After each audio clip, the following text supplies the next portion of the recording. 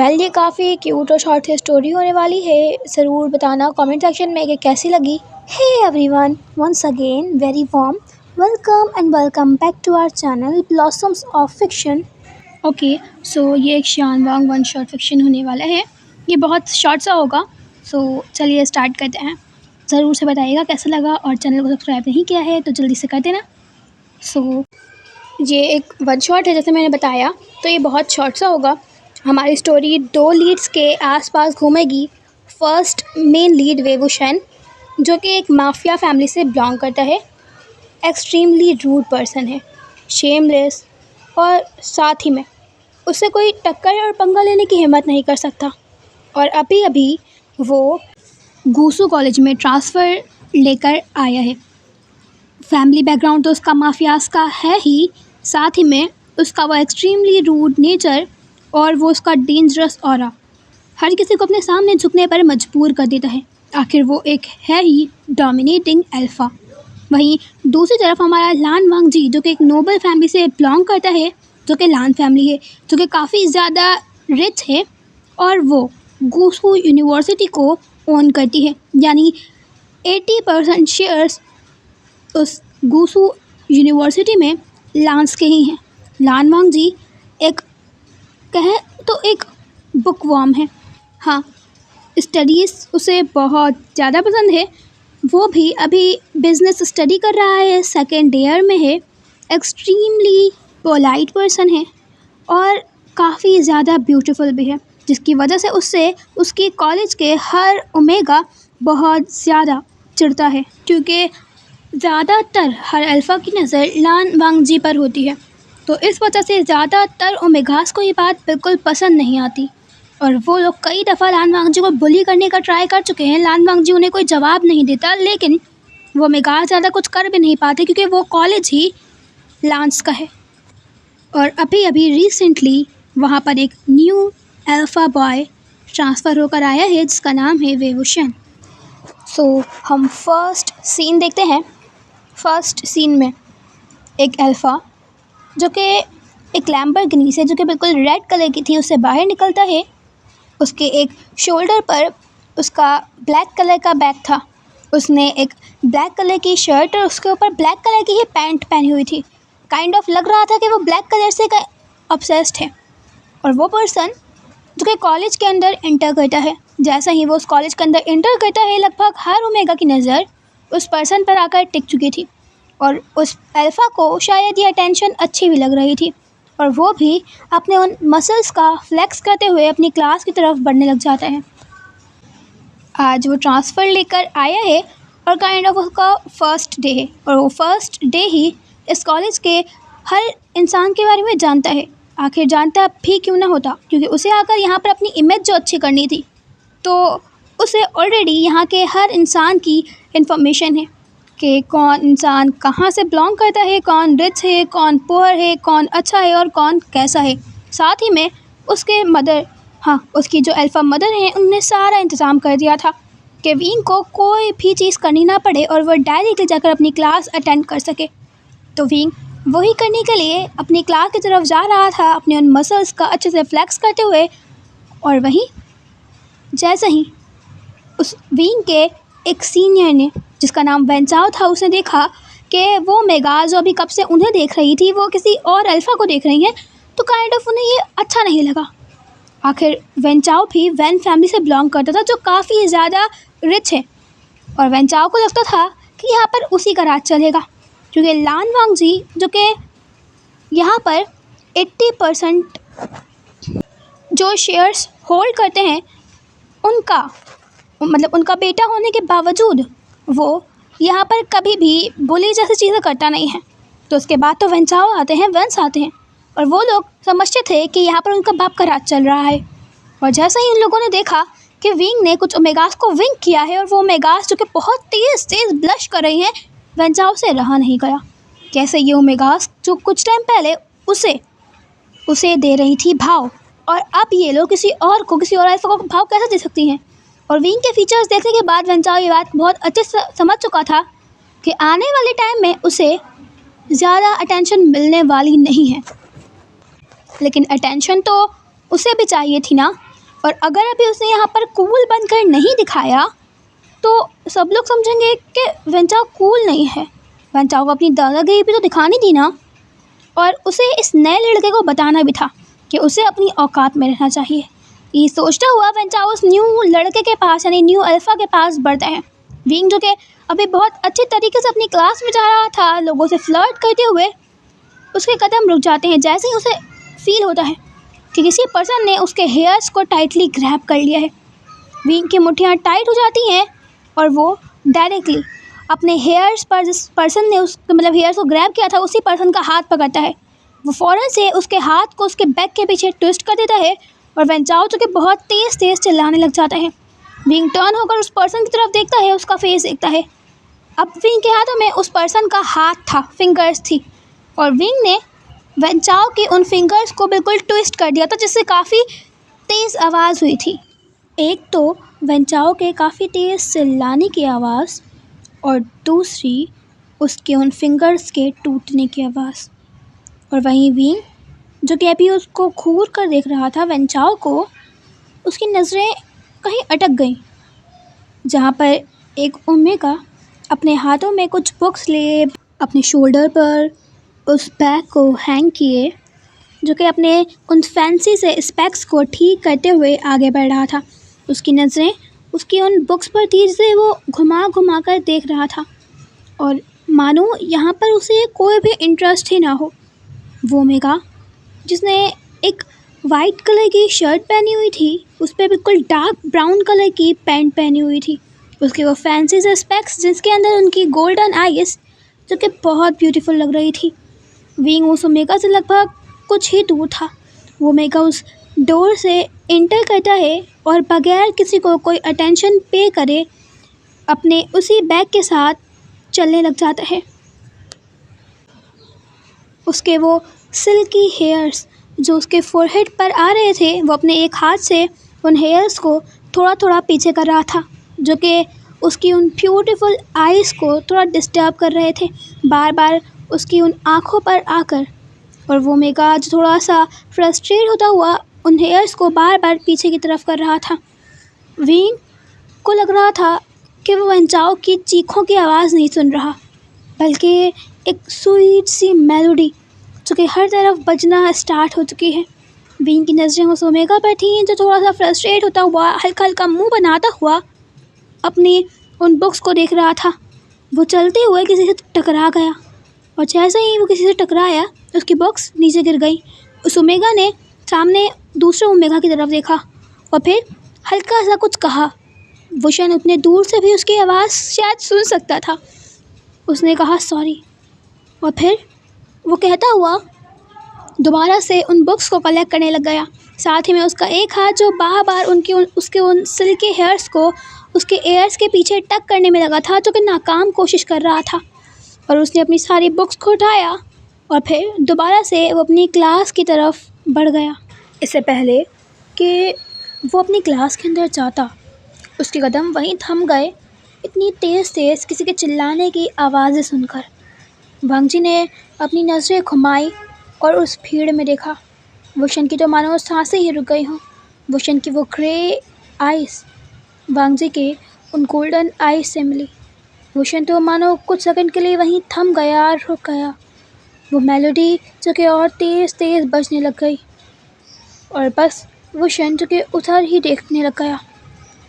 बस वो उन गोल्डन आइज़ को देखते ही रह गया, देख ही रहा था कि तभी उसने देखा कि वांगजी की नज़र वुशन के उन हाथों पर है, और वुशन ने भी वांगजी की उन नज़रों को फॉलो करके अपने खुद के हाथ की तरफ देखा, जिस हाथों से उसने वेंचाओ की उन फिंगर्स को तोड़ दिया था, और अभी भी वो उसके उस हाथ को अपने हाथों में लिए खड़ा हुआ था। और फिर उसने एक झटके से वेंचाओ के उस हाथ को छोड़ दिया। उसने आसपास देखा तो आसपास कुछ प्रोफेसर्स भी आ चुके थे जिन्होंने ये नज़ारा देख लिया था। वुशन जिसकी आंखों में कोई डर नहीं था, वुशन ने दोबारा से अपनी नज़रें घुमाई और उस तरफ देखा जहाँ वो वांगजी को देखना चाहता था, या मानो उस ओमेगा को देखना चाहता था, क्योंकि वुशन तो अभी उस ओमेगा का नाम जानता नहीं था ना। तो वुशन ने दोबारा से उस तरफ देखा तो वहाँ पर कोई भी नहीं था। क्या ये वुशन का सिर्फ एक ख्वाब था? क्या ये सिर्फ वुशन का एक ड्रीम था? वुशन यही सोच रहा था कि तभी उसे आवाज़ आई, मैं तुम्हें छोड़ूंगा नहीं, बिल्कुल भी नहीं छोड़ूंगा मैं तुम्हें। याद रखना, तुमने पंगा किससे लिया है? तुमने पंगा वेंचाओ से लिया है। ये बोलते हुए वेंचाओ जो कि रो रहा था, उसके हाथ जो कि हिल भी नहीं पा रहे थे क्योंकि वुशन उसके फिंगर्स को तोड़ चुका था। और लगभग कुछ टाइम के बाद वे वुशन जो कि प्रिंसिपल ऑफिस में प्रिंसिपल लैन चिरैन के सामने खड़ा हुआ था और लैन चिरैन ने उसके घर पर कॉल कर दिया था। और वहाँ पर वेंचाओ जिसके हैंड्स में अच्छी तरीके से प्लास्टर हुआ था, वो भी वहीं पर बैठा हुआ था और रो रो कर लैन चिरैन को बता रहा था कि वे वुशन ने, इस न्यू ट्रांसफ़र लड़के ने उसके साथ क्या किया। लैन चिरैन बड़े गुस्से में वुशन को घूर रहे थे।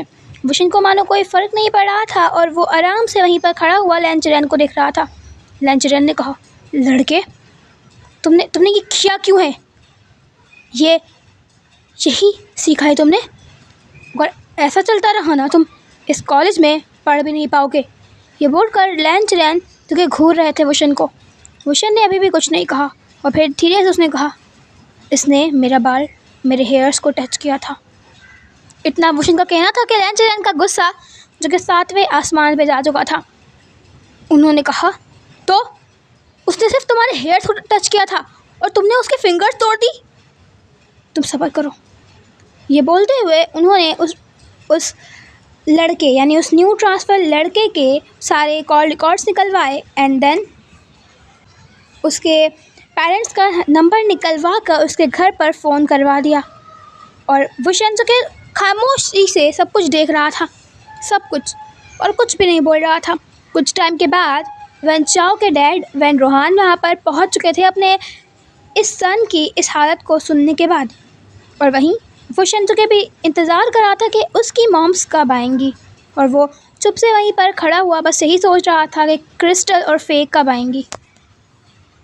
तभी लैन चिरैन ने कहा वहाँ पर जो पियून था उससे, एक काम करो, जाकर कुछ विटनेस को बुला दो ताकि इसकी फैमिली मना ना कर पाए कि इसने ऐसा कुछ किया नहीं है। वहाँ पर वांग जी होगा ना, अगर वांग जी ने देखा है तो वांग जी को बुला दो और साथ में कुछ और विटनेसेस को। ये बोलते हुए लैन चिरैन ने एक लास्ट ग्लेयर वुशन की तरफ पास करी। वुशन को कोई इंटरेस्ट नहीं था लैन चिरैन जो भी बोल रहे थे, वो तो चुप से अपने हेयर्स को थोड़ा सा स्टाइल में पीछे की तरफ करता है, एरोगेंटली अपने दोनों आर्म्स को फोल्ड करता हुआ आराम से लैन चिरैन को देख रहा था। लैन चिरैन को वुशन का ये एटीट्यूड बिल्कुल भी पसंद नहीं आया था। लगभग कुछ टाइम के बाद वो ऑफिस रूम का डोर ओपन होता है और उस रूम के अंदर वही ओमेगा एंटर करता है। वुशन की नज़रें जो कि अभी लैन चिरैन को देख रही थी और उस पूरे ऑफिस रूम को हर तरफ से स्कैन कर रही थी, वो दोबारा से उस ओमेगा की तरफ देखकर ठहर जाता है, रुक जाता है, थम जाता है और उसकी धड़कनें जो बढ़ने लग जाती हैं। वुशन के आर्म्स जो क्रॉस थे धीरे धीरे कर खुलने लग जाते हैं, उसकी आंखें जो बड़ी हो गई थी। और वो वांग जी जो कि अपने अंकल के पास जाता है जो कि अभी यहाँ के हेड मास्टर हैं या बोले तो प्रिंसिपल हैं। वुशन जो कि बस एक टक वांग जी को देख रहा था। लैन चिरैन की नज़रों से भी वुशन का इस तरीके से वांग जी को देखना कहीं से छुपा नहीं था। लैन चिरैन ने थोड़ा सा अपने थ्रॉट को थोड़ा क्लियर करते हुए कहा, वांग जी, क्या तुमने देखा था जो इस अल्फ़ा ने वहाँ पर किया था? वांग जी ने सिंपली बस नोट किया और फिर उसने एक नज़र उस अल्फ़ा की तरफ डाला और फिर दोबारा से वो अपने अंकल को देखने लगा। वुशन के कानों में तो मानो अजीब सा कुछ हो गया हो। वांग जी, कितना ब्यूटीफुल नाम है, कितना प्यारा नाम है। ये सोचता हुआ वुशन लान वांग जी को बस देखे ही जा रहा था और लैन चिरैन को बहुत गुस्सा आ रहा था। लैन चिरैन ने वांग जी को अपने बराबर में बिल्कुल खड़ा करवा दिया और वुशन जो कि लैन चिरैन के बराबर में भी वांग जी को अभी भी घूर रहा था। और लैन चिरैन ने कहा, तुम बदतमीज़ अल्फ़ा, नाम क्या है तुम्हारा?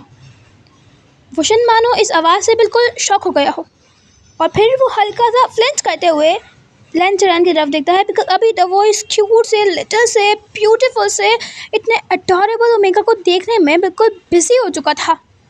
उसने कहा, हाँ, क्या कहा आपने? इस बात पर लेंचरन ने गुस्से में दोबारा से अपने सवाल को दोहराया।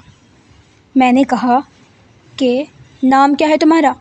इस बात पर वुशन ने कहा, वे वुशन, नाम तो सुना होगा। ये बोलते हुए वो दोबारा से अपने आर्म को क्रॉस कर कर वांग जी को एक विंक करता है।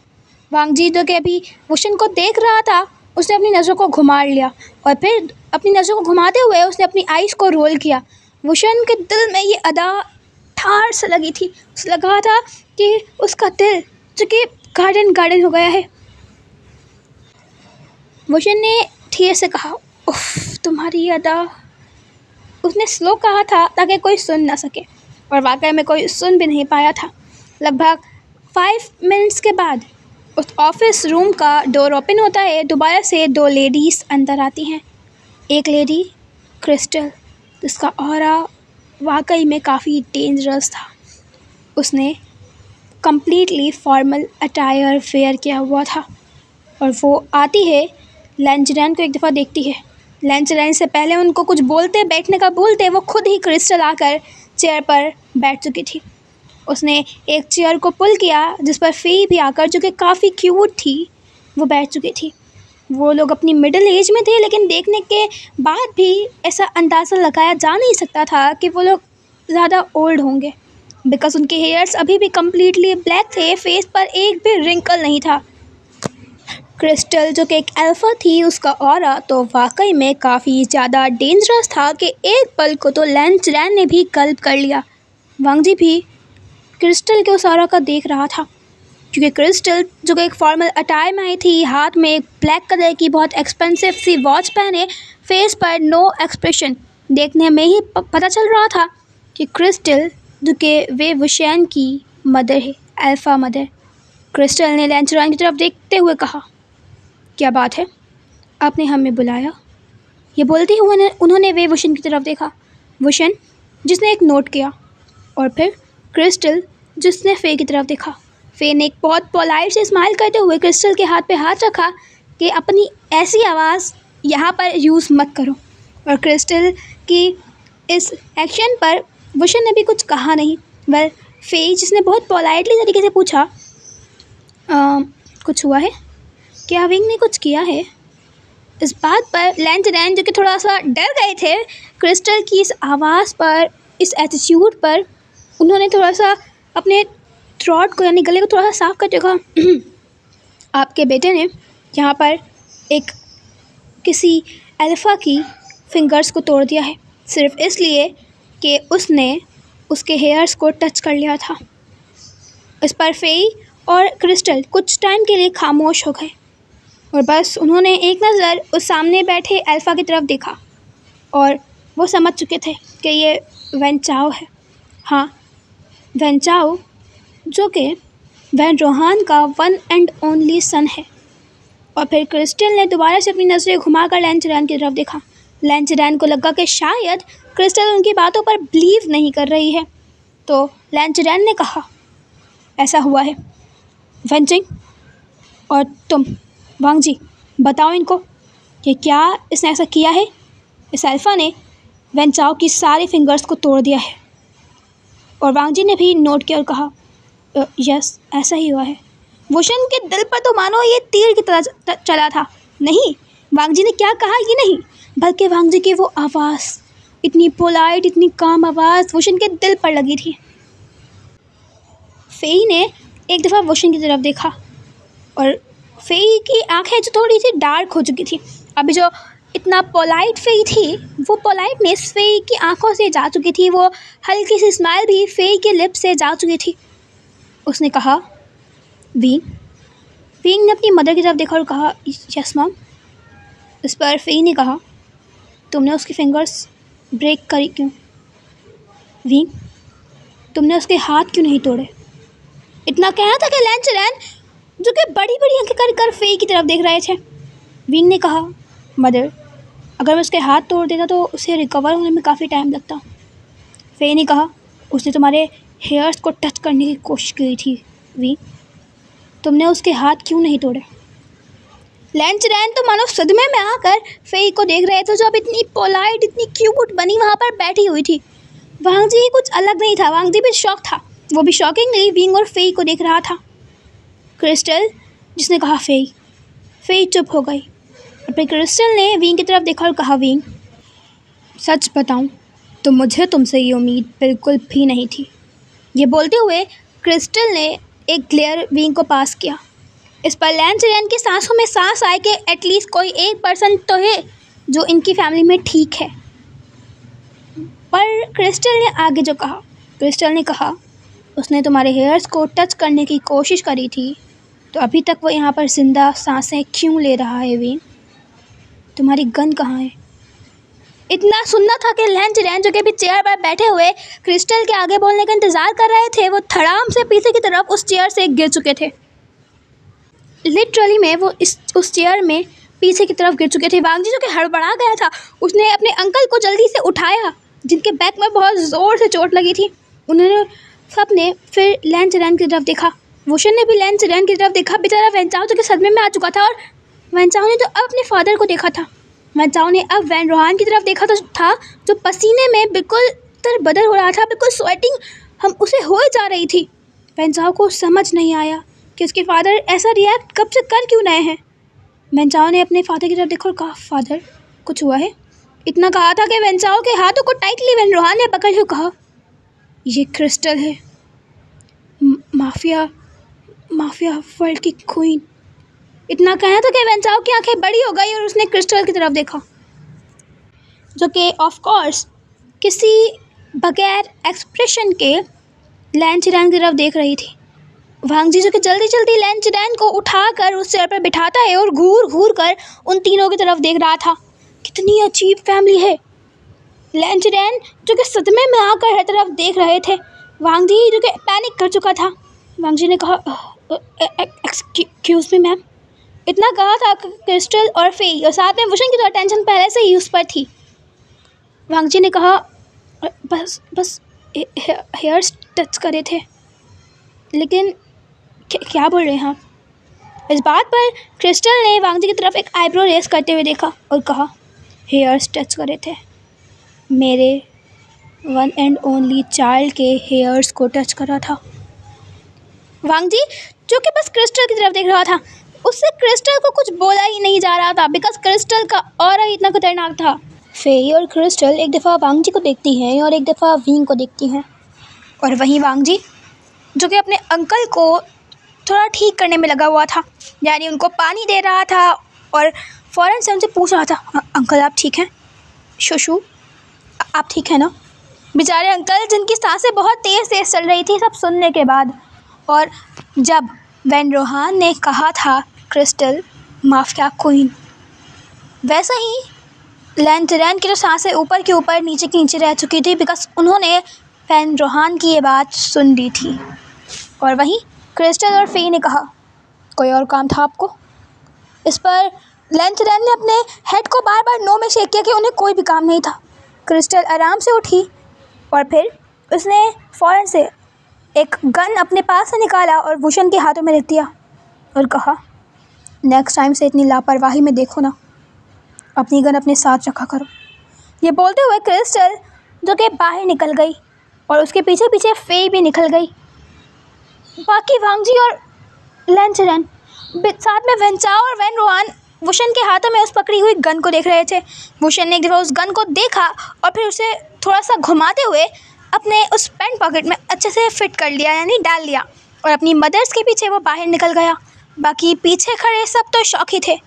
और वहीं जैसे ही क्रिस्टल, फे और वुशन बाहर निकले, क्रिस्टल ने वुशन की तरफ देखा और कहा, नेक्स्ट टाइम तुम्हें कोई टच ना कर पाए, और अपनी गन को लाना बिल्कुल भी मत भूलना, जानते हो ना कितना खतरा रहता है।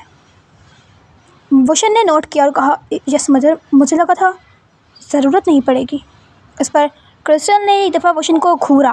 वुशन ने हल्के से स्माइल करा और क्रिस्टल और फेई, जो कि एक दूसरे की तरफ देखते हैं, और क्रिस्टल वुशन के हाथों पे तो हाथ रखती है और फिर बोलती है, वैसे मुझे पसंद आया मेरा सन इन लॉ, काफ़ी अच्छा है, तो कब मैरिज कर रहे हो उससे? वुशन की आंखें तो बड़ी हो चुकी थी कि उसकी मदर उसको कैसे पता चला।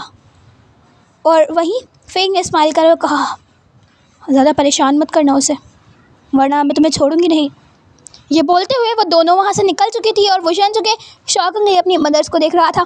फिर उसने अपनी नेक को स्क्रैच करते हुए बहुत बड़ी सी स्माइल करी कि उसकी मदर्स का अप्रूवल तो उसे बगैर मांगे ही मिल चुका है।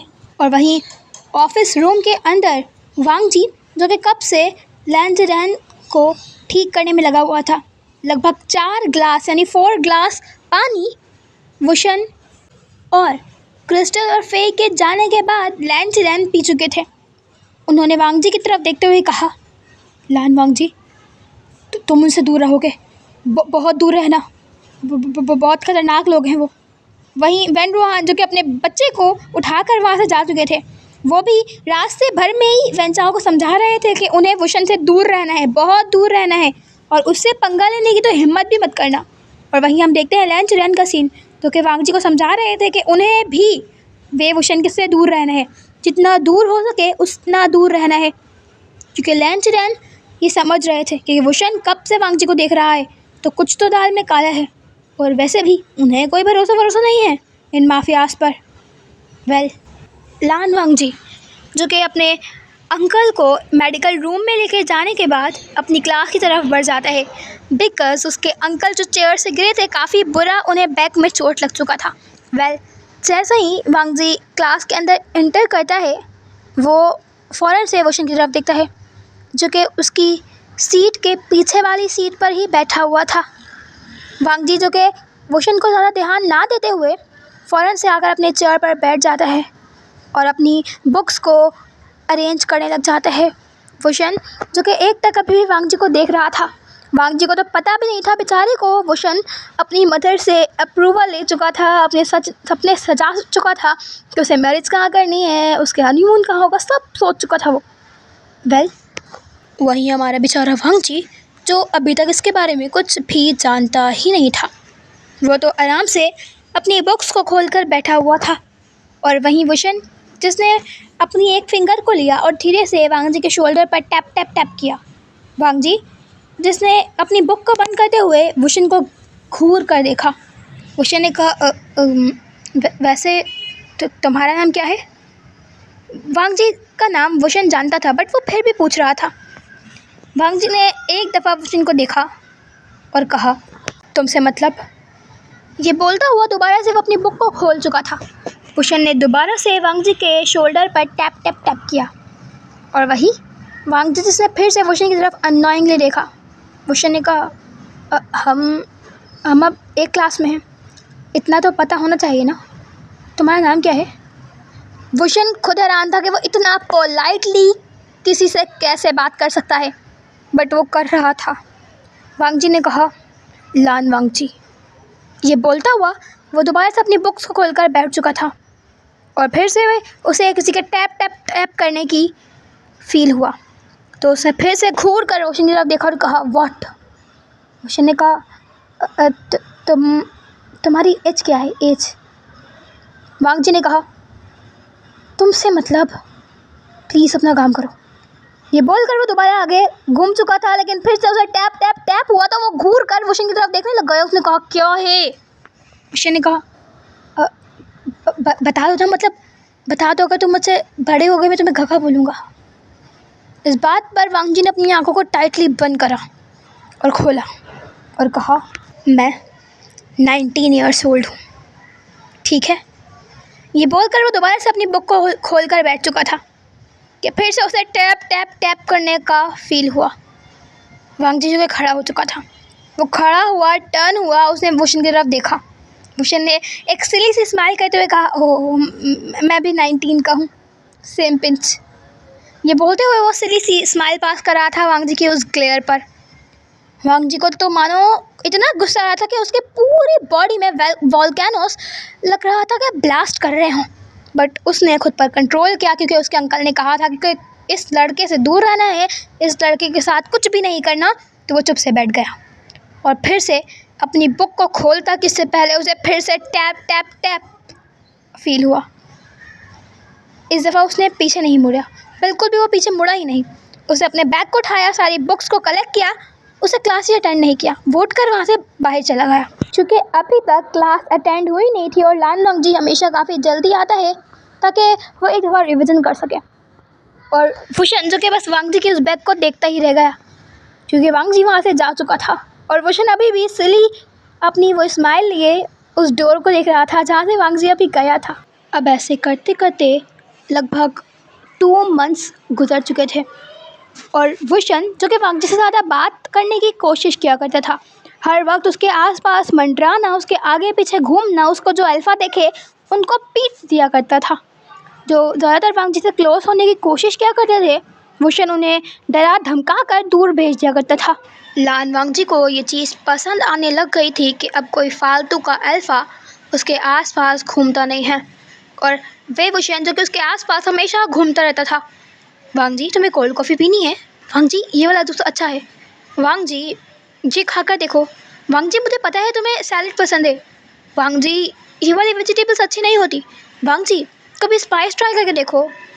अगर वांग जी कैंटीन में हो तो वुशन कैंटीन में उसके आसपास आके मंडराता रहता था।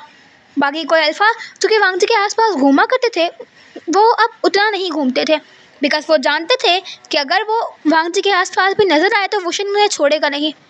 और अब वांग जी को भी कहीं ना कहीं वुशन की अटेंशन पसंद आने लग गई थी कि वुशन उस पूरी कॉलेज में, यानी पूरे के पूरे कॉलेज में सिर्फ वांग जी को ही अटेंशन देता है, उसी से अच्छे से बात करता है, उसे काफ़ी अच्छा लगता था। और वांग जी को वुशन की इस चीज़ ने भी काफ़ी इम्प्रेस किया था कि अभी तक वुशन ने कभी भी वांग जी को टच करने की कोशिश नहीं करी।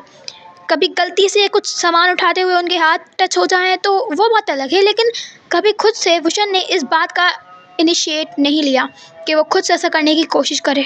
और यही चीज़ हमारे वांग जी को कुछ ज़्यादा ही अच्छी लगती थी। वेल, हम देखते हैं एक सीन जहाँ पर वुशन नॉर्मली खड़ा हुआ है। वांग जी जो कि अभी अभी अपनी क्लास अटेंड कर आया था, उसने देखा था कि आज वीम पता नहीं क्यों उसने क्लासेस अटेंड नहीं करी। वेल, वांग जी जैसे ही बाहर जाता है, उसके हाथ उसकी उन बुक्स पर कुछ ज़्यादा ही टाइट हो जाते हैं और वो सामने उस सीन को देखने लग जाता है, जिस सीन में वे वुशन जो कि आज कुछ अच्छे ही तरीके से, काफ़ी ज़्यादा अच्छे तरीके से ड्रेस्ड अप होकर आया था। एक ब्लैक कलर की टर्टल नेक शर्ट, उसके ऊपर ब्लू कलर का एक बहुत अच्छा सा coat and then black colour की बिल्कुल टाइट फिटेड जीन्स, उस पर डार्क ब्राउन कलर के शूज़, हैंड्स में एक बिल्कुल डार्क ब्लू कलर की एक बहुत एक्सपेंसिव सी वॉच, और इसमें ऊपर से इजाफा करते हुए उसके हेयर जो कि आज बहुत अच्छी तरीके से वेल सेटल्ड हैं और इसी वजह से वो कुछ एक्सट्रीमली हैंडसम लग रहा है। इस वजह से काफ़ी ज़्यादा ओमेगास और बीटास जो कि उसके आसपास खड़े हो चुके हैं, बिल्कुल सर्कल बनाकर, और वो लोग अपनी अपनी बारी का इंतज़ार कर रहे हैं वुशन के साथ पिक्चर्स क्लिक करवाने के लिए। और वुशन भी बहुत अच्छे तरीके से स्माइल देते देते, कुछ पोजेस देते देते उनसे पिक्चर्स क्लिक करवा रहा है खुद के साथ, उनको अच्छे अच्छे पोज देकर सेल्फीज ले रहा है। और ये सब देखकर वांग जी को इतना ज़्यादा गुस्सा आ रहा है। उसे अब समझ में आ रहा है कि उसकी क्लास में आज वुशन क्यों नहीं आया था, ऊपर से इतने ओमेगास आज क्लास में क्यों नहीं आए थे। उसकी वजह वो अभी के अभी अपने सामने देख रहा है, जहाँ पर इतने ज़्यादा, लिटरली में इतने ज़्यादा ओमेगास हैं और पिक्चर्स क्लिक करवा रहे हैं, कुछ हंसकर बातें कर रहे हैं, कुछ रील्स बना रहे हैं, वो भी सिर्फ एक पर्सन के साथ, उसका नाम है वे वुशन। वांग जी जो कि अभी सब कुछ अपनी गुस्से वाली आंखों के साथ देख रहा था, तभी एक ओमेगा जो कि वांग जी को हल्का सा उसके शोल्डर से हिट करते हुए आगे बढ़ती है। वांग जी जो कि उस ओमेगा की तरफ देखता है, वो ओमेगा बोलती आई एम सॉरी। वो एक्चुअली तुमने देखा आज की न्यूज़? इस बात पर वांग जी शॉक हो जाता है, कैसे न्यूज़? वो ओमेगा बोलती एक्चुअली वे वुशन वो वी क्रिस्टल और वी फे का वन एंड ओनली चाइल्ड है, यानी वे कॉर्पोरेशन का वन एंड ओनली ओनर। ये बोलते हुए वो लड़की भी, यानी वो ओमेगा भी वे वुशन की तरफ बढ़ जाती है। वांग जी फ़ौरन से अपने मोबाइल फ़ोन को निकालता है। वो वी क्रिस्टल और वी फे के बारे में जानता है, लेकिन वांग जी को इतना इंटरेस्ट नहीं था कि वुशन कौन है। लेकिन अब जब वो देखता है अपने मोबाइल फ़ोन को निकाल कर कि आखिर वे क्रिस्टल वी फे है कौन, तो उसे पता चलता है कि वे कॉर्पोरेशन जो कि काफ़ी ज़्यादा हाइप पर चल रही है इस टाइम पर, वो जो कि काफ़ी ज़्यादा मानो ऊपर ही है लैंड कॉर्पोरेशन से। और शायद किसी तरीके से इन सबको पता चल चुका है कि वे वुशन वे क्रिस्टल और वी फे का one and only alpha child है। इसका मतलब है कि वो एक बिलियनर है, और एक बिलियनर के ओमेगा बनने की ख्वाहिश किसकी नहीं होती, और यही यहाँ पर हो भी रहा था। वांग जी को बहुत गुस्सा आ रहा था। उसने अपने मोबाइल को टाइटली होल्ड किया और फिर बंद कर दिया। पता नहीं क्यों, बट वो गुस्से में अनकॉन्शियसली वोशन की तरफ बढ़ गया। और जैसे ही वांग जी वोशन के सामने गया, वोशन जो कि अभी चहक रहा था, वो फौरन से वांग जी के सामने जाकर खड़ा हो गया। वांग जी ने वोशन की तरफ देखा और वोशन ने कहा, सो मिस्टर लान वांग जी, क्या आपको भी मेरे साथ पिक्चर चाहिए? ये बोलते हुए उसने एक विंक किया, और वांग जी जिससे बहुत गुस्सा आ रहा था, उसने अपने मोबाइल का कैमरा ऑन किया। कैमरा ऑन करने के बाद कहा, यस मिस्टर वी वोशन, मुझे आपके साथ पिक्चर चाहिए। वो क्या है ना, मेरे ब्रदर जो कि अभी यूएस में अपनी स्टडीज़ कंप्लीट कर रहे हैं। सो मुझे लगता है कि आप बिल्कुल उन्हीं की तरह हैं, तो मैं आपके साथ एक पिक्चर लेना चाहता हूँ। मैं अपने भाई को बहुत मिस करता हूँ। मुझे लगता है कि आप बिल्कुल उनकी तरह हैं, मुझे आप में उनकी झलक नज़र आती है। तो क्या आप मेरे साथ एक पिक्चर लेंगे? और इस टाइम पर वोशन की जो वो बड़ी वाली स्माइल थी, वो 1 सेकंड के अंदर ख़त्म हो चुकी थी। उसका चेहरा बिल्कुल सफ़ेद पड़ चुका था, और वो बस शॉकिंगली वांग जी की तरफ देख रहा था। क्या कहा? ब्रदर की तरह? विभूषण को तो कुछ यूँ लग रहा था कि उसका हार्ट ब्रेक हो गया है लव कन्फेस करने से पहले ही। और यही वो फील कर रहा था कि कन्फेशन हुआ नहीं, ब्रेकअप पहले ही हो गया। तभी उसे वांग जी की आवाज़ आई, हाँ विंग, आप मेरे साथ पिक्चर लो ना, तुम मुझे बिल्कुल मेरे ब्रदर की तरह लगते हो। वो यूएस में है, मुझे उनकी बहुत याद आती है। विंग जो कि बिल्कुल हिल गया। उसने कहा, किसी गैर के साथ तस्वीर नहीं लेते, कोई भी पिक्चर नहीं लेते। मैं एक रैंडम अल्फा हूँ, और ऐसे कोई पिक्चर नहीं लेते। और वैसे भी मैं वेवुशन हूँ, और मेरी सिक्योरिटी भी चाहिए होती है, तो सब अपने पास से तो मेरी पिक्चर्स डिलीट करो। ये बोलता हुआ वो बिल्कुल हड़बड़ा गया था, और वहाँ से लिटरल में वो जल्दी जल्दी भाग गया था। और वहीं हमारा वांग जी जो कि अपनी हंसी को कंट्रोल करने की उसके पीछे कोशिश कर रहा था। और वहीं अब हम सीन देखते हैं नेक्स्ट डे लाइब्रेरी में। वांग जी जिसके हाथों में अभी एक पेन है, और वो एक बुक खोले उसे पढ़ रहा है, क्योंकि उनके एग्ज़ाम्स अभी लगभग 7-8 मंथ बाद ही हैं। हाँ, काफ़ी लंबा टाइम है, लेकिन वांग जी अभी से प्रिपरेशन कर रहा है, ताकि वो उसे 4 से 5 दफ़ा रिवाइज भी तो कर सके। और वही वोशन जो उसे डिसबिलीफ में देख रहा है, उसने अपने दोनों हाथ उस टेबल पर रखे हुए हैं।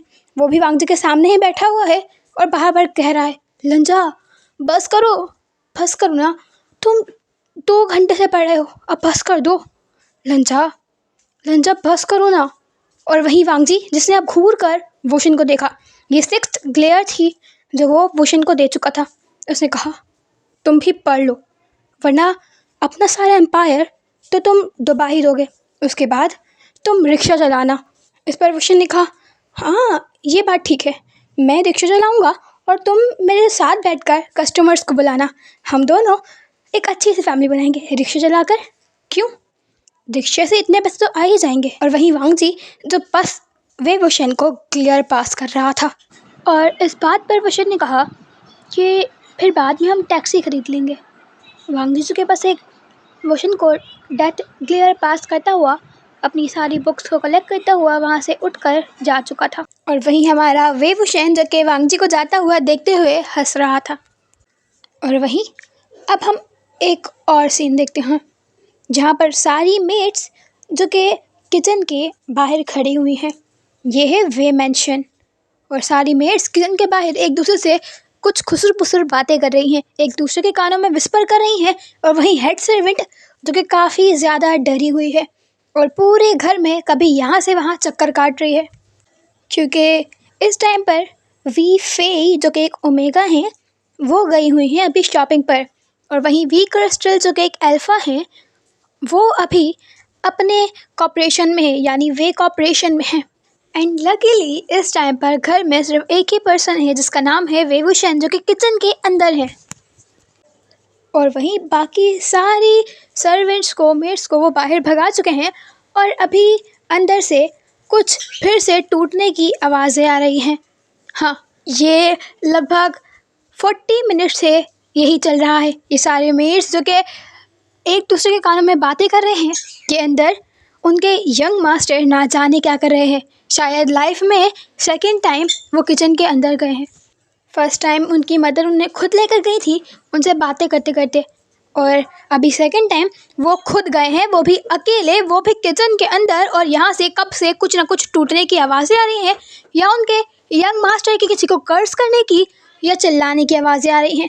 उनके यंग मास्टर उन एक्स को और उन ग्लासेस को कर्ज कर रहे हैं क्योंकि वो ग्लासेस और एक्स टूट गए हैं। अब हम सीन देखते हैं वी फेई का, जो कि बड़े एटीट्यूड में अपनी आई से अपने उन सन ग्लासेस को हटाते हुए वे मैंशन के अंदर इंटर कर रही थी। और तभी उन्होंने देखा कि सारे सर्वेंट्स जो कि किचन से बाहर हैं और किचन के बाहर ही अपना पूरा डेरा जमा कर खड़े हुए हैं, और हेड सर्वेंट जो कि बहुत ज़्यादा टेंशन में इधर उधर भाग रही है। और वहीं वी फेई फ़ौरन से उस तरफ बढ़ी। उन्होंने कहा, लू, क्या हुआ है? और वहीं जो हेड सर्वेंट लू थी वो फ़ौरन से वी फेई के पास गई। वी फेई ने उन बॉडीगार्ड्स को अपने हाथ से इशारा करते हुए उन सारे शॉपिंग बैग्स को अपने रूम में रखने का इशारा किया। और वहीं वी फेई, जिनकी नज़र किचन की तरफ गई, इससे पहले कि वो हेड सर्वेंट लू कुछ बोलती, वी फेई जो कि लिटरली में भागी थी किचन की तरफ, क्योंकि किचन में से बहुत ज़्यादा धुआं निकल रहा था, बहुत ज़्यादा। और वहीं वी फेई जो जैसे ही किचन के अंदर आई, किचन का नज़ारा कुछ यूँ था। आधी से ज़्यादा क्रॉकरीज जो कि नीचे ज़मीन पर टूटी हुई पड़ी हुई थी, वो शीशे के ग्लासेस, जितनी भी चीज़ें थी सब ज़मीन पर गिरी हुई पड़ी हुई थी। लगभग 14 से 15x जो कि ज़मीन पर ना जाने किस तरीके से टूटे पड़े हुए थे। टोस्टर के अंदर ब्रेड जो कि कम्प्लीटली जल चुके थे, और साइड में शायद एक बाउल के अंदर रामेन बनाया गया था जो कि शायद पूरी तरीके से कुक भी नहीं हुआ था, और वो आधा बाउल के अंदर था और आधा नीचे गिरा हुआ था, और वो कम्प्लीटली रेड लग रहा था, बिल्कुल रेड। और साथ में ना जाने कितनी ज़्यादा सॉसेस जो थी वो वॉल्स पर लगी हुई थी, लिटरली में चिली सॉस, विनेगर, ना जाने क्या क्या उस वॉल पर लग चुका था। वो कम्प्लीटली वाइट कलर की वॉल थी जो कि इन सारे सॉस से बिल्कुल पेंट हो चुकी थी। और अभी कुछ यूँ हो रहा था कि फ्राई पैन में शायद कुछ बनाया होगा, पता नहीं क्या था, क्योंकि वो बिल्कुल ब्लैक हो चुका था और उसमें से बहुत बुरी जलने की स्मेल आ रही थी, और उसी में से काफ़ी तेज़ धुआं निकल रहा था। और वहीं दूसरे स्टोव पर शायद विंग ने कुछ बनाना चाहा था, जिस वजह से उसने उसमें ऑयल डाला था, और ना जाने कुछ वेजिटेबल्स जो कि आड़ी टेढ़ी चॉप करके डाली थी। एंड देन उसके बाद उस बिल्कुल गरम गरम ऑयल के अंदर विंग ने वाटर डाल दिया था, जिसकी वजह से वहाँ पर आग लग चुकी थी। और अभी वी फेई जो कि कॉर्नर में खड़ी हुई अपने बेटे की सारी हरकतें देख रही थी, जो कि अपने उन लॉन्ग हेयर्स, विंग के जो हेयर्स थे वो लगभग उसके शोल्डर्स तक आते थे, उसके हेयर्स की वोल्फ कटिंग हुई हुई थी। तो वो पूरे हेयर जो कम्प्लीटली वाइट हो रखे थे, शायद उनमें बिल्कुल फ्लोर अच्छे तरीके से लग चुका था, वो कम्प्लीटली वाइट कलर का भूत बना हुआ था। उसने एक बकेट पानी लिया, वो भर के लिया और उन स्टोव्स पर डाल दिया, क्योंकि ऑयल के अंदर वाटर डालने की वजह से वहाँ पर लिटरली में आग लग चुकी थी। और वो जो स्टोव्स थे और स्लिप हर जगह पर वोशन ने पानी डाल दिया था, और बाकी जो वहाँ पर जो बचा कुचा था वो सब उस पानी के साथ नीचे जा चुका था। ऊपर से वो क्रॉकरी सो नीचे टूटी पड़ी हुई थी, न जाने कितने एक्स पड़े थे, सॉसेस गिरी हुई थी, वॉल्स ख़राब थी, ऊपर से स्टोव जिस पे वो पानी की बकेट डाल चुका था, ना जाने क्या क्या कर चुका था। और विंग जिसने फ़ौरन से टर्न होकर अपनी मदर की तरफ देखा, क्योंकि उसे अपने मदर के फेरोमोन्स की स्मेल आ चुकी थी। वी फेई जो कि अपनी आंखों में बेइंतहा गुस्सा लिए विंग को घूर रही थी। वी फेई जो कि एक शेफ़ थी, काफ़ी टाइम पहले उनका काफ़ी बड़ा एक रेस्टोरेंट था जो कि अभी भी है, लेकिन अब वो उसमें वर्क नहीं करती और वो काफ़ी ज़्यादा कंपटीशन में पार्टिसिपेट भी करती हैं कुकिंग के, और उन्हें कुकिंग करना पसंद है और ये उनकी नॉर्मली हॉबी कह लें। इसी वजह से उनका वो किचन जो काफ़ी ज़्यादा स्टाइलिश था, एक से बढ़कर एक चीज़ें थी उसमें, और उन सारी चीज़ों को विंग ने बिल्कुल तहस नहस कर दिया था, क्योंकि ओवन जो वहाँ रखा था उसके ऊपर तक बिल्कुल पानी जा चुका था, बिल्कुल फ्लोर ना जाने क्या क्या हो चुका था। और वहीं वी फे ने चिल्लाते हुए कहा, वे वो शन। बेचारा वी, जिसके हाथों में अभी वाटर बकेट थी जो कि खाली हो चुकी थी क्योंकि विंग उसे पानी डाल चुका था, वो नीचे गिर जाती है। वो बोलता है, मॉम मैं बच गया, वरना मैं जिंदा जल रहा था। हाँ, वो आग लग गई थी ना, मैं जल कर मर जाता। ये बोलकर वो एक बहुत सिली सी स्माइल पास कर रहा था। वी फेई जो कि बस घूर रही थी, उन्हें समझ नहीं आ रहा था कि उन्हें क्या करना चाहिए। तभी उन्होंने अपनी नज़रों को घुमाया और फिर उन्होंने देखा कि वहाँ पर एक सही सलामत ग्लासेस का सेट रखा हुआ है, उसमें कम्प्लीटली 12 ग्लासेस हैं। तो फ़ौरन से वीफे ने एक उस शीशे के ग्लास को उठाया और खींच कर वुशन की तरफ मारा। बेचारा वुशन जो कि हट चुका था और वो ग्लास जो कि वॉल पर लग कर नीचे टूट चुका था, और वीफे जो कि बस चिल्लाए जा रही थी, तुम नालायक, रुको, बदतमीज, सुन नहीं रहे हो तुम, इधर आओ, मैं तुम्हें छोड़ूंगी नहीं। मेरे किचन का क्या हाल किया है तुमने, और तुम, मुझे यकीन नहीं आ रहा कि तुम मेरे बेटे हो। ये बोलते हुए वी फेई जो कि एक के बाद एक ग्लासेस उठाकर वुशन पर मार रही थी, और बेचारा वे वुशन जो कि कभी इधर भागता कभी उधर भागता। मॉम, मैं बच गया मॉम, मॉम देखें, अभी नहीं, मैं मर जाऊंगा मॉम, आपके इतने ब्यूटीफुल बेटे के फेस पर स्कार आ जाएगा। मॉम नहीं, मॉम नहीं, मॉम, मैं कन्फेस करने से पहले ही मर जाऊंगा मॉम, मुझे तो अभी कन्फेस करना है मॉम, मेरी तो इतनी सारी फैंटेसी से। मॉम रुके नहीं। ये बोलते हुए विंग उस किचन के अंदर भाग रहा था। वी फेई की जो हील्स थी उनमें ना जाने कहाँ से एक एग लग चुका था, यानी पूरा एग उनकी उन रेड कलर की हील्स में लग चुका था। वी फेई जो बस गुस्से में सब कुछ देख रही थी, उन्होंने चिल्लाते हुए कहा, लूक, किधर हो तुम। इतना ही कहा था कि वो हेड सर्वेंट जो कि अंदर आ चुकी थी, उसके पीछे पीछे सारे सर्वेंट्स भी आ चुके थे, और वो सब अपना मुंह फाड़ कर उस किचन के हर चीज़ को देख रहे थे, क्योंकि किचन तो पूरा ख़राब हो चुका था ना। वेल, हमारी वी फे जो कि घूर कर अब सर्वेंट की तरफ देखती हैं और बोलती हैं, मैं 30 मिनट्स दे रही हूँ, ये सब मुझे क्लीन चाहिए। ये बोलते हुए वो लास्ट डेथ ग्लेयर विंग को देती हुई वहाँ से जा चुकी थी, और जाकर वो काउच पर बैठ चुकी थी, और उनको बहुत गुस्सा आ रहा था। और वहीं हमारा विंग जो कि धीरे धीरे कर कर किचन से बाहर आता है, अपनी मदर को देखता है जो कि गुस्से में उस काउच पे बैठी हुई है, और विंग ये भी देख चुका था कि उसकी मदर उसकी अल्फ़ा मॉम को कॉल कर रही हैं। विंग ने जैसे ही ये चीज़ देखी, उसने फ़ौरन से सामने देखा स्टेयर्स को, और वो सीढ़ियों पर लगभग भागता हुआ अपने रूम में गया था। और वहीं वी फेई जो कि क्रिस्टल को कॉल कर चुकी थी, और कॉल करते हुए उसे बोल रही थी, क्रिस्टल, अभी के अभी आओ। क्रिस्टल ने कहा, लेकिन डार्लिंग, मैं तो अभी अपने वर्क पर हूँ। लेकिन क्रिस्टल की वो तेज़ गुस्से वाली वॉइस जब फ़ौरन से इतने स्वीट और कामिंग वॉइस में चेंज हो गई थी, तो क्रिस्टल जो कि अभी अपने ऑफिस में थी और काफ़ी ज़्यादा गुस्से में थी, एंड जैसे ही फेई का कॉल आया, उसकी वो तेज़ गुस्से वाली वॉइस जो कि कामिंग और स्वीट वॉइस में चेंज हो गई, तो वहाँ के सारे एम्प्लॉयज़ जो कि शॉक थे, लेकिन वो समझ चुके थे कि क्रिस्टल इतनी स्वीट और पोलाइट है, तो इसका सिंपल मतलब ये है कि फेई का कॉल आया है। और वहीं फेई जिसने चिल्लाते हुए कहा, क्रिस्टल, मैंने कहा अभी के अभी आओ, वरना मैं यहाँ से चली जाऊँगी। तुमने और तुम्हारे बेटे ने मेरा दिमाग ख़राब करके रखा हुआ है। बेचारी क्रिस्टल ने कहा, हाँ मैं आ रही हूँ, तुम जाना मत, बस मैं आ रही हूँ। ये बोलते हुए क्रिस्टल जो कि फ़ौरन से कीस लेकर वहाँ से भाग चुकी थी। एंड वहीं वो गार्ड्स जो कि कुछ लोगों को उनके नीज पर बिठाए हुए उनके हेड पर गन रखकर खड़े हुए थे, क्रिस्टल को यूं भागता हुआ देखकर वो लोग शॉक हो गए थे। लेकिन वो जानते थे कि जब फेई बुलाती है तो क्रिस्टल कहीं से भी भागकर फेई के पास जा सकती है। और बेचारे वो लोग जो भी क्रिस्टल के एक ऑर्डर पर जान से जाने वाले थे, उन लोगों ने कुछ मिनट्स और उनकी ज़िंदगी के मिलने पर फेई को बहुत सारा थैंक यू किया अपने दिल ही दिल में, वरना कुछ सेकंड बाद वो लोग अभी ऊपर होते।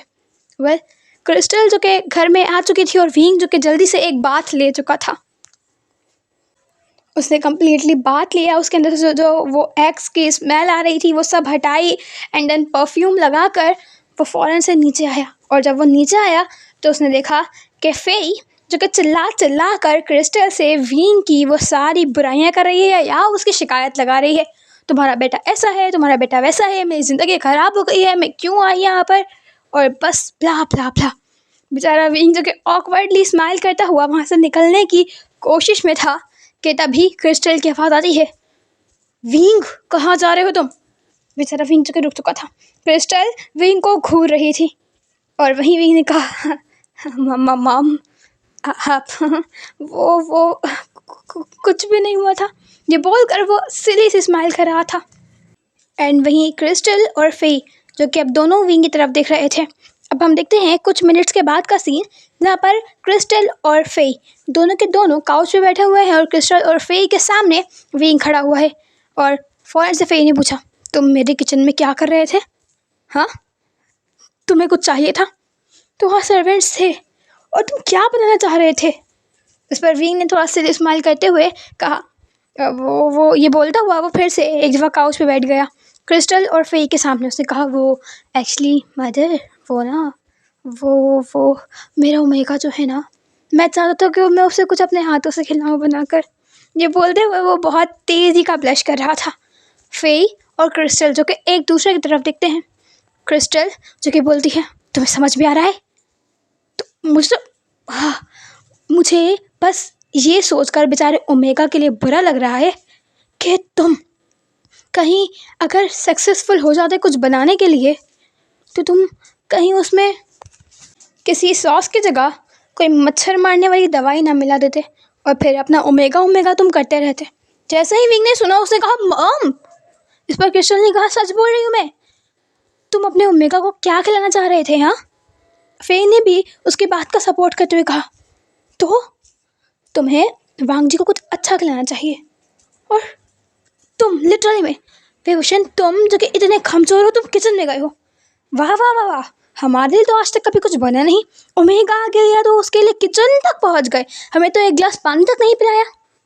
इसकी बात, फेई की बात का सपोर्ट करते हुए क्रिस्टल ने भी नोट किया और कहा, हाँ, हमारे लिए तो एक गिलास पानी नहीं आया, इवन के ग्लास उठा के इधर से उधर नहीं रखते, लेकिन ओमेगा के लिए किचन में जाकर अलग अलग डिशेस बनाई जा रही थी। देख रही हूँ मैं सब। और वहीं फेई ने कहा, अच्छा, तुम्हें बनाना क्या था ये बताओगे? इस पर वीन ने कहा, वो मुझे सूप बनाना था, रामेन बनाना था, टोफू बनाना था, ramen, dim sum, hot pot, spring rolls, dumpling, egg fried rice, xiaolong bao और वॉन्टन सूप। बस मॉम, मुझे इतना सब बनाना था और मुझे कुछ भी नहीं बना। एंड आपको पता है, लांजन को हॉट पॉट और वॉन्टन सूप तो बहुत ज़्यादा पसंद है। मैंने सब मेस्ड अप कर दिया। और बेचारी क्रिस्टल और फेई जो के विंग को घूर घूर कर देख रहे थे। विंग जो के क्या क्या बनाना चाह रहा है लिटरली में। वहीं बस वो लोग डिसबिलीफ में कुछ देर तक विंग को देखते हैं और फेई जो कि बोलती हैं, प्लीज़ अब तुम मेरे किचन में मत जाना, बिल्कुल भी मत जाना। कुछ भी बनाना होगा मुझसे बोल देना, या तुम्हें कुकिंग सीखनी होगी ना तो तुम मेरी प्रेजेंस में मेरे साथ कुकिंग सीखना। और अगर तुमने अब मेरे किचन के अंदर एक कदम भी रखा ना तो आई स्वेयर विभूषण, मैं तुम्हारे ओमेगा को सब बता दूंगी कि तुम 10 ईयर्स तक, 10 साल तक अपनी पैंट में, इतना ही कहा था फेई ने कि विंग ने कहा, मम बिल्कुल भी नहीं, आप मेरी इमेज गिरा देंगी। इस पर फेई ने कहा, जी हाँ, तो अब मेरे किचन में एंट्री तुम्हारी बिल्कुल बैंड है। और क्रिस्टल ने कहा, पहले एक कप टी तो बना लो तुम। एक कप टी तो तुमसे बनती नहीं है, और तुम बने टोफू, रामियन, शाओलोंग बाओ, हॉट पॉट, वॉन्टन सूप, ना जाने क्या क्या बनाने। इस पर विंग ने थोड़ा सा अपनी नेक को स्क्रैच करते हुए कहा, वो यू नो ना, मेरा ओमेगा अपने लिए लंच नहीं लाता, तो बस मैं चाहता था कि मैं उसे अपने हाथ का कुछ बना कर खिला दूँ। और क्रिस्टल और फे बस एक दूसरी तरफ देख रहे थे, अपने हेड को नो में शेक कर रहे थे कि पक्का उनका लड़का प्यार में पागल हो चुका है। और उन्हें समझ में आ रहा था जिस तरीके से सिली हरकतें वोशन कर रहा है, पक्का यही है। वेल, हम देखते हैं कॉलेज का सीन। कॉलेज में अभी वांग जी जो के कैंटीन एरिया में बैठा हुआ था। हमेशा की तरह उसके हाथों में उसकी कोई ना कोई एक बुक थी और वो उसे रीड कर रहा था। और वहीं वे हुशैन जो कि उसके सामने बैठा हुआ था, उसने अपने उस लंच बॉक्स को विंग ने थोड़ा सा वांग जी की तरफ बढ़ाया और कहा, लंजा लंजा, ये मैं तुम्हारे लिए लाया हूँ। वांग जी ने अपनी आइस को उठाकर थोड़ा सा विंग की तरफ देखा और कहा, मेरे लिए। इस पर विंग ने फ़ौरन से नोट किया और कहा, हाँ तुम्हें पसंद है ना, इसलिए लाया हूँ। मेरी मदर ने बनाया है, मुझे तो बना नहीं, लेकिन मेरी मदर ने काफ़ी अच्छा बनाया है।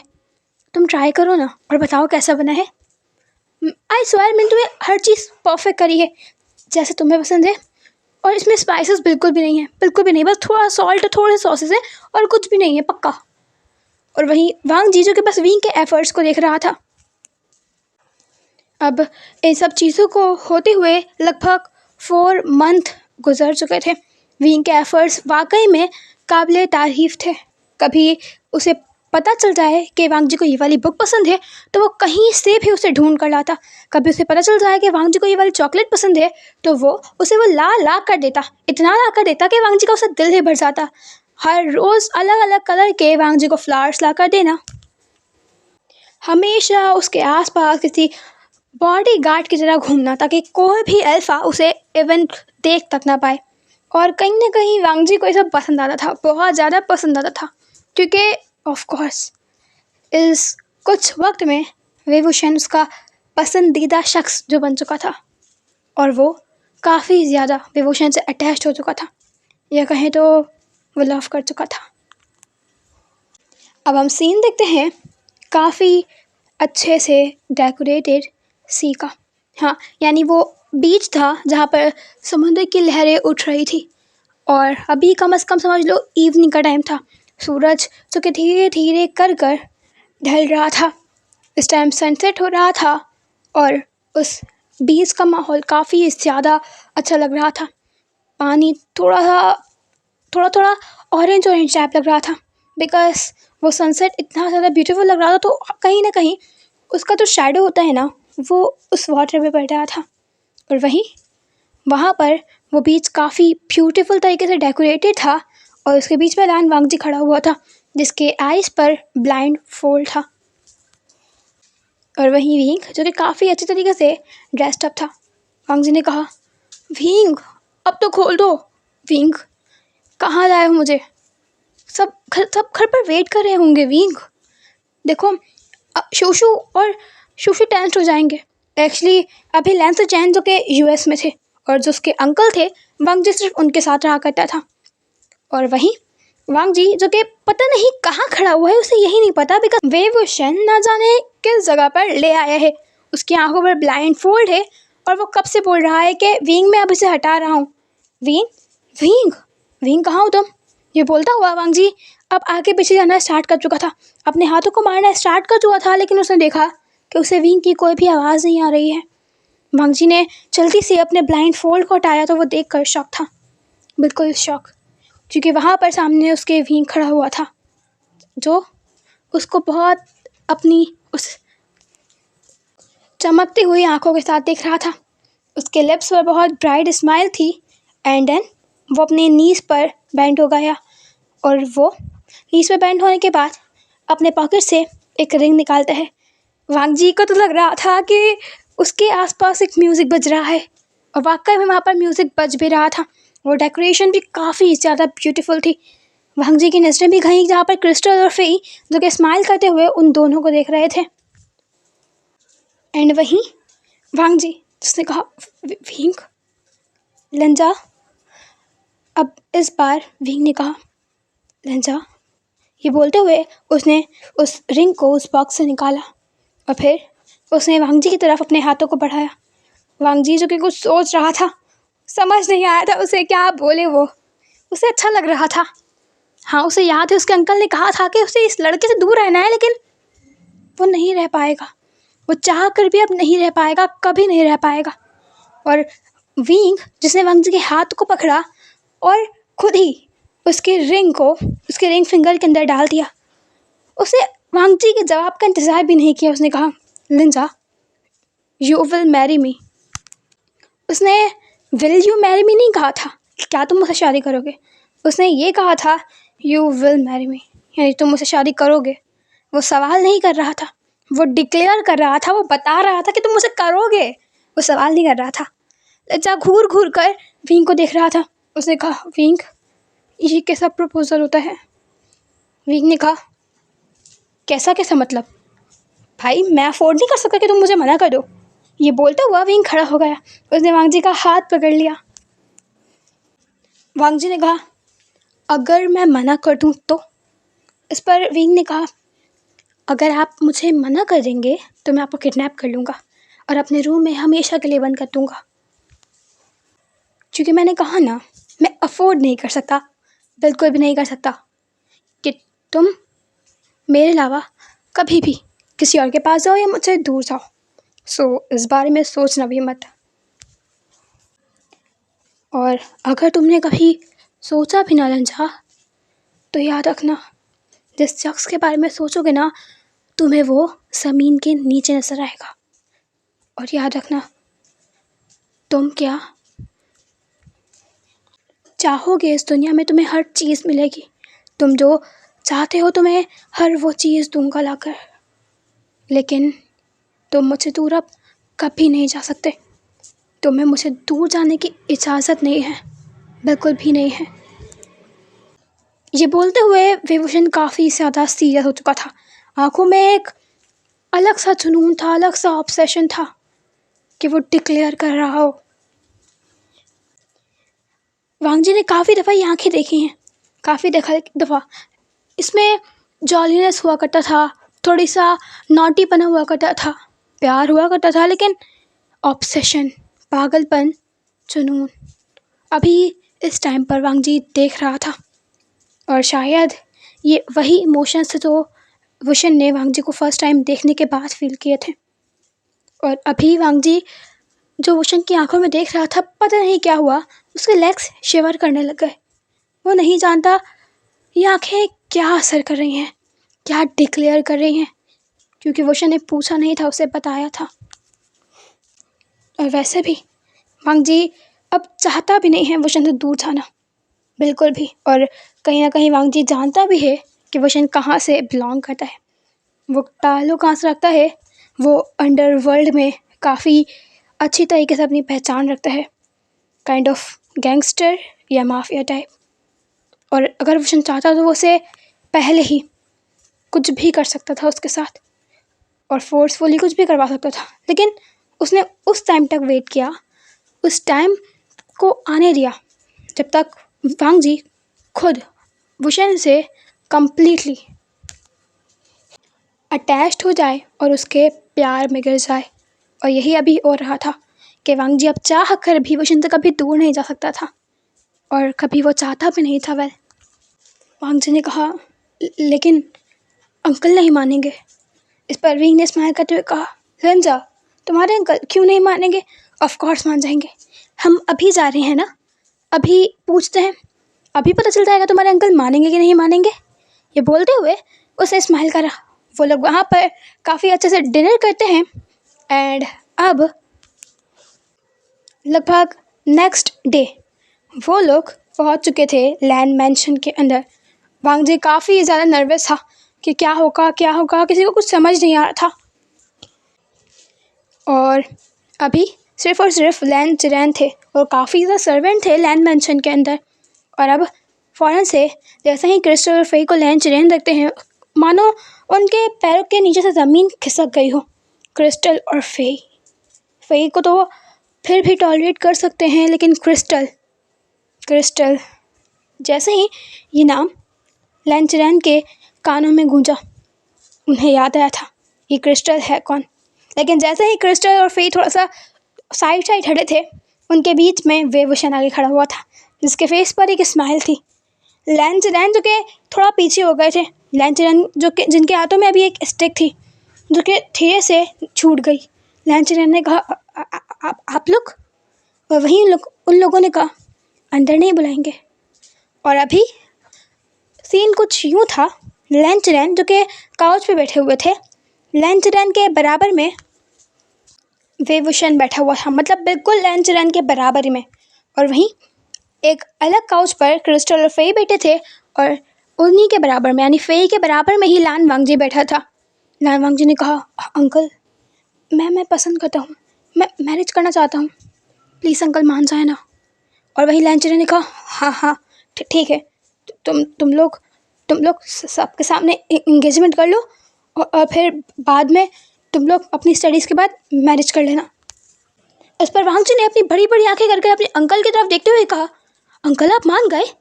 इस पर लैन चिरेन ने कहा, हाँ मैं मान गया।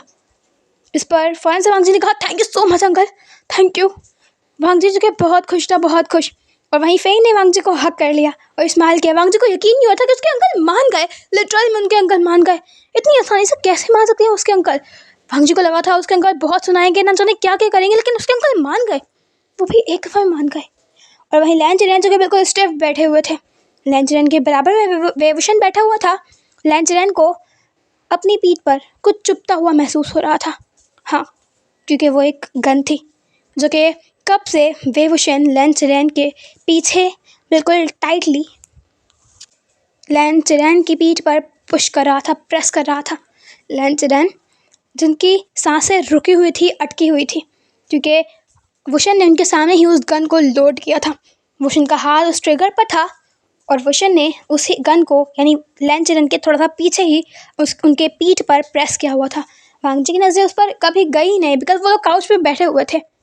और लैन चिरेन जो कि डर के मारे हाँ कर चुके थे, क्योंकि वेवोशन बहुत अच्छे तरीके से उन्हें धमका चुका था कि उनका जो फर्स्ट नेफ्यू हुए वो अभी फ़िलहाल के टाइम पर यूएस में है, और लैन चिरेन दुनिया के किसी भी कोने में चले जाएं, वेवोशन से वो बच नहीं सकते। वो ये बात बहुत अच्छे तरीके से जानते हैं, और भलाई इसी में है कि वांगजी के साथ उसकी मैरिज करवा दी जाए। वो हमेशा लाइफ टाइम वांगजी को बहुत खुश रखेगा। लेकिन अगर लैन चिरेन ने कुछ भी किया तो उनके लिए, उनकी कंपनी के लिए, उनकी फैमिली के लिए कुछ अच्छा नहीं होगा। बेचारे लैन चिरेन जो कि मान चुके थे, क्योंकि उनके पीछे गन थी जो लोडेड थी, जिसका ट्रिगर अभी वुशन के हाथों में था, तो उन्हें हाथ तो करना ही था। और वो ये भी जानते थे कि वो कहीं भी चले जाएं, ये लोग लैन चिरेन का पीछा नहीं छोड़ेंगे। और लैन चिरेन ने यह भी देखा था कि वांगजी कितना खुश है, कितना ज़्यादा खुश है। और कहीं ना कहीं लैन चिरेन ने यह भी देखा था कि वुशन उसे कितने प्यार से देख रहा है। लेकिन लैन चिरेन जो कि हेड मास्टर होने के वजह से ही जान सकते थे कि वो लव के साथ ऑब्सेशन भी है, काफ़ी गहरा ऑब्सेशन। वेल, हम सीन देखते हैं। लगभग 2 मंथ्स और गुजर चुके थे, 2 मंथ्स हो चुके थे। वांगजी और विंग एक दफ़ा फिर से लाइब्रेरी के अंदर बैठे हुए थे। विंग का दोनों मुंह बिल्कुल किसी बनी की तरह फुला हुआ था। उसने पाउट किया हुआ था, उसके आर्म्स क्रॉस थे। उसने कहा, जा, तुम सीरियसली में मेरी तरफ देख भी नहीं रहे? मैं नाराज़ हूँ तुमसे। इस बात पर वांगजी ने विंग की तरफ देखा और कहा, तो? इस पर विंग ने कहा, क्या मतलब तो? मैं नाराज़ हूँ तुमसे। लांजे ने फिर से कहा, हाँ तो मैं क्या करूँ? इस पर विंग ने कहा, मैं तुमसे नाराज़ हूँ, मुझे मनाओ। वांगजी ने कहा, अच्छा मैं कैसे मनाऊँ? इस पर विंग ने कहा, जैसे मनाते हैं लांजा, मैं नाराज़ हूँ तुमसे। इस पर वांगजी ने कहा, लेकिन मुझे मनाना नहीं आता। विंग ने कहा, इधर आओ, मैं बताता हूँ कि मनाते कैसे हैं, जल्दी इधर आओ। इस पर वांगजी ने कहा, अच्छा ठीक है, बताओ। ये बोलता हुआ विंग वांगजी के चेयर के बराबर में आकर बैठ चुका था, बिकॉज अभी वो सामने वाली चेयर पे बैठा हुआ था और विंग उसके सामने वाले चेयर पर बैठा हुआ था और बीच में टेबल थी। वेल वांग जी जो कि विंग के बराबर में आके बैठ चुका था। एक्चुअली काफ़ी टाइम के बाद वांग जी की हीट आई थी और विंग तो वांग जी के पास जाना चाहता था बिकॉज वो लोग इंगेज हो चुके थे ऑफिशियली, लेकिन क्रिस्टल और फे ने मना कर दिया और वांग जी ने भी मना किया था बिकॉज अभी उनकी स्टडीज़ हैं और एक दफ़ा एक ओमेगा और अल्फ़ा हीट और रेड साथ में बिठा लें, अगर कर लें तो उनका नोटिंग करे बगैर रहना बहुत मुश्किल हो जाता है। और इसका साफ साफ मतलब सके वांग जी विंग को और विंग वांग जी को मार कर देता, नोटिंग हो जाती और फिर आगे चलकर काफ़ी प्रॉब्लम्स आ सकती थी बिकॉज अभी उनकी स्टडीज़ काफ़ी ज़्यादा रहती थी और वो लोग अभी इसके लिए काइंड ऑफ प्रिपेयर नहीं थे। विंग तो ऑलरेडी था लेकिन वांग जी अभी नहीं था, तो वांग जी ने साफ साफ मना कर दिया था कि इस दफ़ा नहीं, नेक्स्ट हीट में ऑफ कोर्स विंग उसके साथ हो सकता है। और विंग तो जाना चाहता था, वो किसी तरीके से वांग जी तक पहुंचना चाहता था, लेकिन क्रिस्टल ने उसे जैसे तैसे कर कर रोक कर रखा हुआ था और इसी बात का गुस्सा अभी विंग को था। और वहीं वो विंग जो कि माफिया वर्ल्ड में एलियन पचा के नाम से जाना जाता है, वो अभी अपने ओमेगा से बोल रहा था कि उसका ओमेगा उसे मनाए क्योंकि वो अपने ओमेगा से नाराज़ है और उसका ओमेगा पूछ रहा था कि मनाया कैसे जाता है और विंग उसे बता रहा था। वांग जी ने कहा अब क्या करूं? विंग ने कहा मुझे मनाना है ना। इस पर वांग जी ने कहा हाँ। इस पर विंग ने कहा सो जस्ट किस मी। जैसे ही वांग जी ने सुना वो रुक गया। उसने विंग की तरफ देखा और कहा क्या? बिल्कुल भी नहीं। विंग ने कहा मुझे मनाना है ना, सो जस्ट किस मी। वांग जी जिसने कहा मुझे नहीं मनाना, नाराज़ रहो जाओ। ये बोलकर वांग जी उठ गया। विंग ने वांग जी का हाथ पकड़कर उसे दोबारा से चेयर पर बैठाया और कहा रंजा मैं पक्का तुमसे बात नहीं करूँगा। वांग जी ने कहा मत करो। विंग ने कहा मैं पक्का नहीं करूँगा। उस पर वांग जी ने कहा ठीक है मत करना, मैंने कब कहा करो।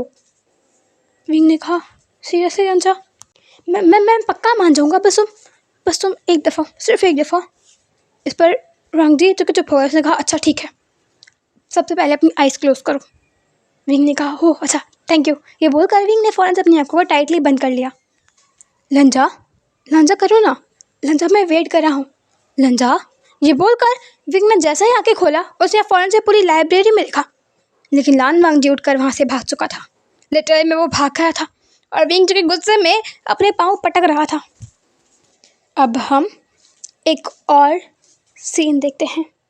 अब लगभग वांग जी और विंग की स्टडीज़ कंप्लीट हो चुकी थी और ये सीन है एक बहुत ब्यूटीफुल से वेडिंग बैंक्वेट का, जहाँ पर एक अल्फ़ा जो कि ब्लैक कलर के टक्सीडो में सामने खड़ा हुआ है उस पोडियम पर, और वहीं एक ओमेगा जो कि वाइट कलर के टक्सीडो में है, हाथों में उसके फ्लावर्स है, वो चलता हुआ उस अल्फ़ा की तरफ बढ़ा है। वो अल्फ़ा जो कि अभी अपनी वॉच में टाइम देख रहा था, उसने जैसे ही सामने देखा उस ओमेगा को, वो रुक गया, वो ठहर गया। वो ओमेगा और कोई नहीं बल्कि लान वांग जी था, जो कि काफ़ी ज़्यादा ब्यूटीफुल लग रहा था। उसके कुछ हेयर्स जिन्हें अच्छी तरीके से कॉम किया गया था, सेट किया गया था, लेकिन फिर भी वो धीरे धीरे वांग जी की आइज़ पर आ ही रहे थे। वांग जी की वो गोल्डन आइज़, ऊपर से उसे लाइट सा मेकअप किया गया था जिसमें उसने ज़्यादा कुछ नहीं किया था, लेकिन थोड़ा सा टेंट लगाया गया था, थोड़े ब्लश और लाइट सा लिपस्टिक एंड थोड़ा बहुत उसके फीचर्स को और ज़्यादा हाईलाइट करने के लिए, वरना और ज़्यादा कुछ नहीं था। वांग जी के थोड़ा सा नेक में एक बहुत लाइट सा, एक बहुत ब्यूटीफुल सा डायमंड का पेंडेंट था, हाथों में उनकी इंगेजमेंट रिंग जो कि वुशन ने पहले ही वांग जी को दे दिया था उस बीच पर। और वहीं वांग जी उस वाइट कलर के टक्सीडो में किसी एंजल से कम नहीं लग रहा था, ब्यूटीफुल लग रहा था। वुशन जो कि सीधा खड़ा हुआ था, वांग जी जो कि लैन चेरेन के साथ आ रहा था। लैन चेरेन ने एक नज़र क्रिस्टल और फे की तरफ दिखा। क्रिस्टल जिसके हाथों में गन थी और वो उसके ट्रिगर पर हाथ रखे खड़ी हुई थी, काफ़ी दूर थी, उसके गन जो थी वो नीचे ही थी, किसी की तरफ पॉइंटेड नहीं थी। लेकिन जैसे ही लैन चेरेन ने देखा उन्होंने गल्प किया।